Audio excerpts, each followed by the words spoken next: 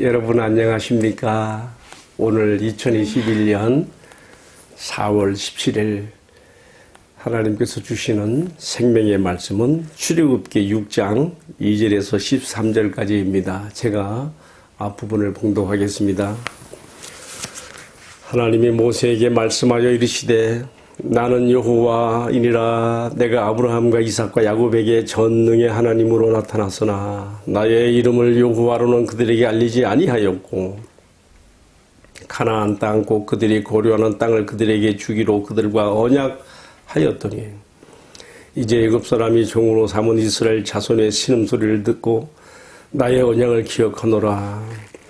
그러므로 이스라엘 자손에게 말하기를 나는 여호와라. 내가 애굽 사람의 무거운 짐 밑에서 너희를 빼내며 그들의 노역에서 너희를 건지며 편팔과 여러 큰 심판들로서 너희를 속량하여 너희를 내 백성으로 삼고 나는 너희의 하나님이 되리니 나는 애굽 사람의 무거운 짐 밑에서 너희를 빼낸 너희의 하나님 여호와인 줄을 너희가 알지라. 내가 아브라함과 이삭과 야곱에게 주기로 맹세한 땅으로 너희를 인도하고 그 땅을 너희에게 주어 기업을 삼게 하리라. 나는 여호와라 하셨다 하라. 아멘.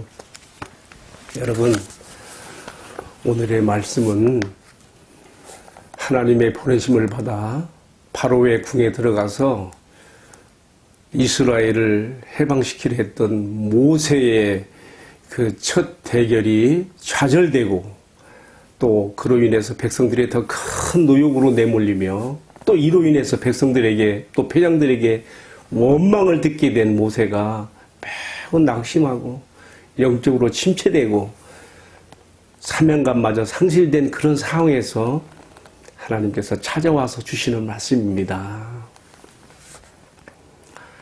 하나님께서 모세에게 두 가지를 말씀했습니다. 첫 번째로는요,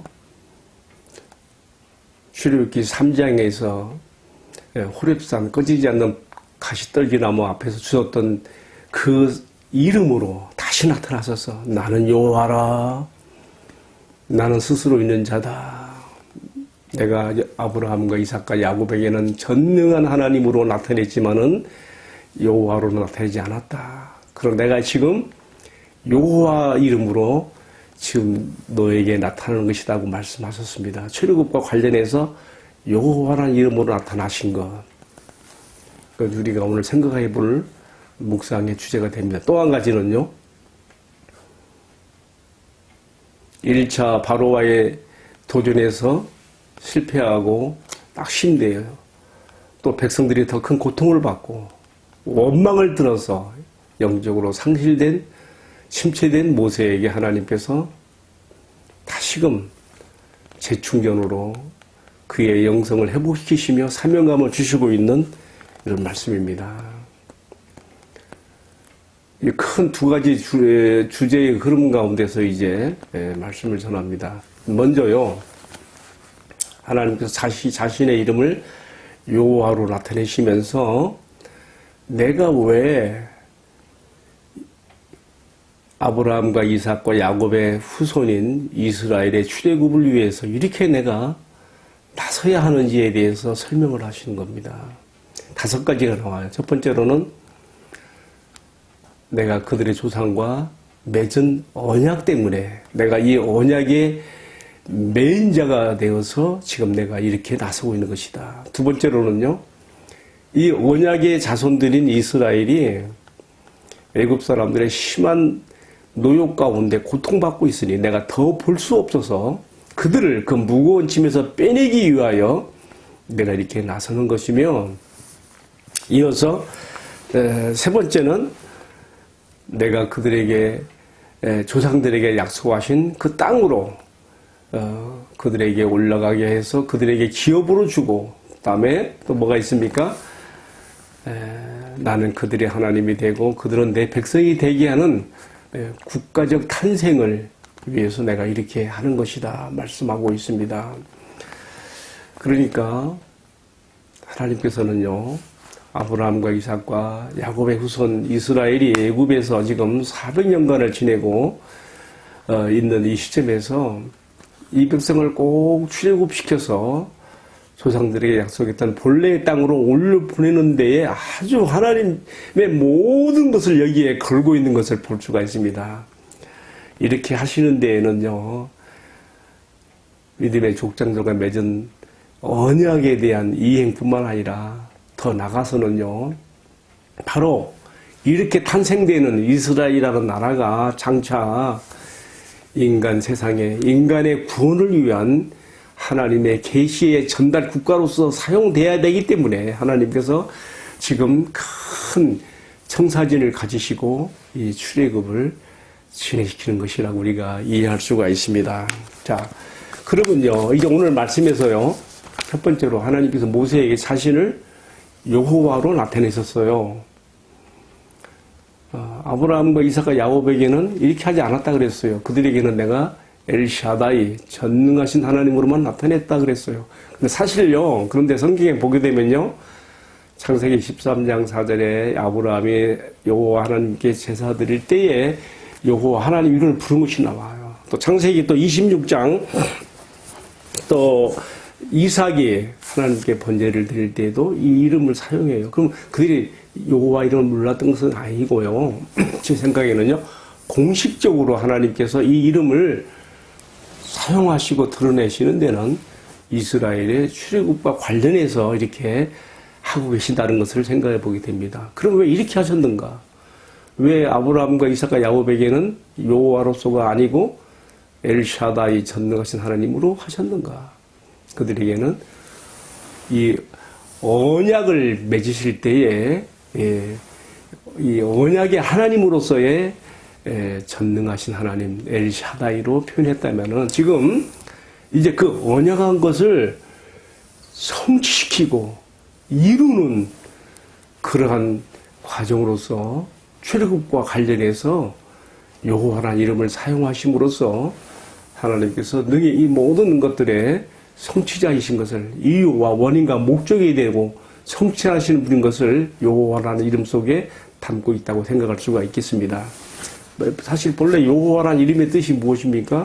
스스로 있는 자. 영어로 하면은 I am who I am, 또는 I will be what I will be. 제가 발음이 좀 어떤지 모르겠어요만은 하나님께서 모든 존재하는 것들의 제1 원인자가 되시는 분이신 것으로 이렇게 표현하고 있는 것이지요. 다시 한번 정리해 보면요, 아브라함과 이삭과 야곱에게는 언약을 맺으시는 전능하신 하나님으로서 자신을 드러내셨고, 이제 출애굽과 관련해서 모세에게는요, 이 언약을 성취하신 하나님으로서 여호와 하나님으로서 자신을 드러내셨다, 이렇게 우리가 이해하면 좋겠습니다. 이제 오늘의 말씀 마지막으로요, 제가 참 가슴 찡하게 닿아지는 내용은요, 하나님께서 상실감에 빠져있는 모세에게 찾아오셔서 그에게 다시금 힘을 주시고 용기를 주시고 일으켜주시며 다시금 바로의 궁으로 보내시는 하나님의 열심입니다. 여러분, 지금 모세가요, 더 이상 이 일에, 출애굽에 관련된 일에 나서고 싶지 않을 만큼 완전히 번아웃 됐어요. 낮은 장 바로궁에 들어갔다가 보기 좋게 거절당하고 오히려 하나님 백성 이스라엘의 노역이 더 고통스러워졌지요. 백성들과 기록원들의 막 원망을 듣게 됐죠. 하나님 말씀을 받고 가서 다시 그 말씀 전달하니까 백성들의 마음이 상하고 고역이 너무 힘들어서 막 그 말을 들은 척 만척하죠. 한마디로 말하면요, 지금 아브라함과 이삭과 야곱의 후손들은요, 출애굽을 원치 않게 돼버렸어요. 처음에 모세가 왔을 때는요, 우리에게 출애굽을 시킨다고, 자유와 해방을 준다고 좋아했죠. 근데 모세가 오고 난 뒤로 더 노역이 막 강화되고, 다시는 뭐 어디가 제사 드린다는 말 못 나오게 막 혹독한 노역으로 몰아붙이니까, 아이고, 그래도 모세가 오기 전에가 더 좋았는데, 완전히 애굽의 노예 생활에 길들여져 있는, 출애굽의 자유와 해방을 기대하지 않는, 이전의 생활만으로도 우리는 족할 수가 있다고 하는 그런 상태로 돌아가 있거든요. 참 얼마나 답답 답답한 일입니까? 지금 모세는요, 그 완고한 바로를 상대해야 되는 부담감 외에 또 이렇게 출애굽을 원치 않고 이전의 노예 생활 정도로만 돌아가도 좋다고 하는 이 히브리 민족의 이 생각을 바꾸어야 되는, 자유와 해방을 추구하는 백성으로 그들을 이끌어야 되는 그런 부담감 가운데 낙심되어 있는 것이죠. 그러한 하나님께서 모세에게 나타나셔서 다시금 힘을 주시는 것입니다. 이 일은 내가 하는 것이다. 아까 제가 말씀드렸지요. 왜 하나님께서 히브리 민족을 출애굽시켜야 되는가에 대한 5가지 이유, 그 속에 다 들어있습니다. 하나님께서는 약속하시고 언약하시고 반드시 그것을 성취시켜야 되는 이유로서 어찌 보면요, 모든 절차와 과정을 하나님께서 친히 앞장서서 주도하시고 있는 장면인 것을 우리가 여기서 볼 수가 있습니다. 저는요, 이렇게 출애굽을 원치도 않고 노예 생활로 되돌아가기를 바라는 히브리 민족에게, 그리고 이제 이런 민족에 대해서 앞장서서 이끌어갈 지도력을 상실해버리고 낙심해 있는 모세에게 찾아오셔서 끝까지 다시 모세를 다시 불러일으키며, 모세 혼자 힘으로 안 되니까 아론을 붙여서, 마지막 13절은 바로 그 점을 말하고 있어요. 여호와께서 모세와 아론에게 말씀하사 다시 그들을 바로궁으로 보내시며 이스라엘을 출애굽시키셨다는 이야기가 나오고 있는데요. 여러분, 이제 오늘의 말씀을 마치면서 저는 이 모든 과정의 이야기를요, 주전 14세기 출애굽 때의 이야기로 끝나는 것이 아니라 오늘 우리에게 적용시켜서 생각해야 되는 것이죠. 애굽 나라라고 하는 흑암의 왕국과 바로라고 하는 마귀로 상징된 죄와 마귀의 종된 그 안에서 헤어날 길이 없는 나 같은 죄인을, 우리들을 하나님께서 구원하시기 위해서 얼마나 상상할 수 없는 열심으로 우리의 구원을 이루어내셨는지를 우리가 이러한 과정을 통해서 살펴보게 되는 것입니다. 어떻게까지 하셨습니까? 자기 아들의 목숨을 십자가에 내어주시기까지 하시는 그 뜨거운 열성으로, 그 열심으로 마침내 우리의 구원을 이루어 주셨다고 하는 하나님 그 열심이 여기에 출애굽의 과정에서 미리 예표하고 여기서 모형으로서 제시되고 있으며, 이것이 곧 오늘 나의 구원과 관계된 그러한 이야기로 받아들이게 되는 이유이기도 합니다. 기도하겠습니다. 하나님, 우리 아버지 감사합니다. 이스라엘을 출애굽시키기 위해서 애굽의 무거운 그런 노예에서, 멍에에서 벗겨내고 자유와 해방을 주시며 조상들에게 약속하셨던 젖과 꿀이 흐르는 땅을, 가나안을 기업으로 주시기 위해서, 그리고 그들의 친의 왕이 되시고 그들을 자기 백성 삼으시기 위해서 하나님께서 계획하시고 추진하시는 이 모든 과정을 보면서 이것이 오늘 우리 주님 예수 그리스도 안에서 우리에게 이루어진, 나에게 이루어진 하나님의 은혜요, 하나님의 열심이며 나의 구원이며 나의 축복이 된 것을 적용하여 감사를 드립니다. 우리 아버지 하나님의 이 은혜와 크신 열심을 생각하면서 남은 생에 더욱 주님을 더 잘 예배하고 섬기는 신앙과 삶이 되게 하여 주옵소서. 모든 말씀을 존귀하신 우리 주님 예수 그리스도의 이름 받들어 기도 올리옵나이다. 아멘. 여러분 감사합니다. 잘 마쳤습니다. 오늘도 주님과 동행하는 복된 날 되세요.